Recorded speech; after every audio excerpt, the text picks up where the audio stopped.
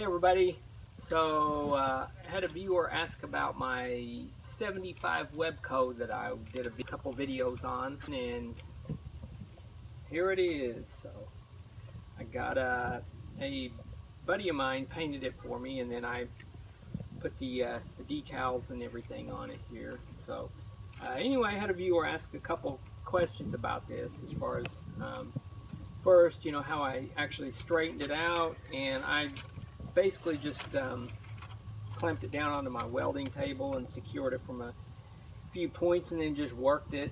I had some dropout alignment tools there, and that kind of keep the dropouts parallel to each other, and then just basically work the frame back and forth. And then you can do the thing, you can take a straight edge along here, and then just if you take a straight edge, you can kind of measure each side there until it's straight. And then I got the correct spacing there. And some other questions was, how did I determine the decal placement on this frame? So what I did was just looked up some images on Google of Survivor Webcos, and I noticed there was a lot of variability even on some old ones that appeared to be original. So I got everything in the correct placement, I guess you could say, but it's I kind of just guesstimated. So I've seen some where there was it looked like they were maybe an inch and a half beyond the gusset here, but when you go too far back, the sprocket there, the chainring, kind of obstructs the bottom of the decal. So figured this looked like about as good a place as any there.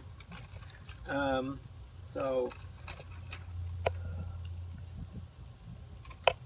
what I'm going to do, as far as the modern version of this frame, I've got a separate playlist for that, and I got this frame and that frame painted at the same time.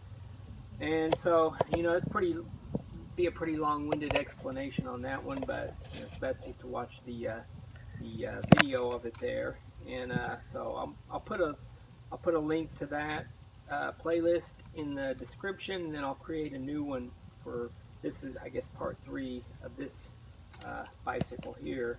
And so yeah, that's what I've got. And yeah, this is the bike here as it is, and I'll probably, haven't decided, I may long-term build it up as money, and I track down some of the parts and things, but for now it's just going to probably hang on the wall as it sits there. So yeah, that's going to do it for this part 3, and thanks for watching.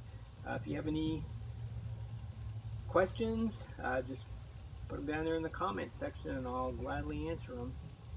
Thanks.